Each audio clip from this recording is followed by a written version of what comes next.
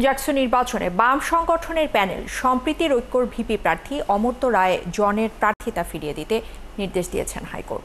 মঙ্গলবার বিচারপতি মোহাম্মদ মুজিবুর রহমান মিয়া এবং বিচারপতি বিশ্বজিৎ দেবনাথের হাইকোর্ট বেঞ্চ বিশ্ববিদ্যালয় প্রশাসনকে এই নির্দেশনা দেন। এর আগে ছাত্রত্বের বৈধতা না থাকার অভিযোগে জাকসু নির্বাচনে অমর্ত্য রায়কে ভোটার এবং প্রার্থী তালিকা থেকে বাদ দেয় নির্বাচন কমিশন। এই সিদ্ধান্তকে চ্যালেঞ্জ করে প্রার্থিতা পুনর্বহালের দাবিতে হাইকোর্টে রিট করেছিলেন অমর্ত্য। শুনানি শেষে দুপুরে অমর্ত্যের ভোট দেওয়া এবং নির্বাচনে প্রতিদ্বন্দ্বিতায় কোনো বাধা নেই বলে জানিয়েছেন হাইকোর্ট। যে আদেশের বলে অমর্ত্য রায়ের প্রার্থিতা বাতিল করা হয়েছিল সেটি স্থগিত করেছে এবং তাকে প্রার্থিতা ফিরিয়ে দিতে নির্দেশ দিয়েছেন বিশ্ববিদ্যালয় কর্তৃপক্ষকে। এই আদেশটি আজকের মধ্যেই বিশ্ববিদ্যালয়ের কাছে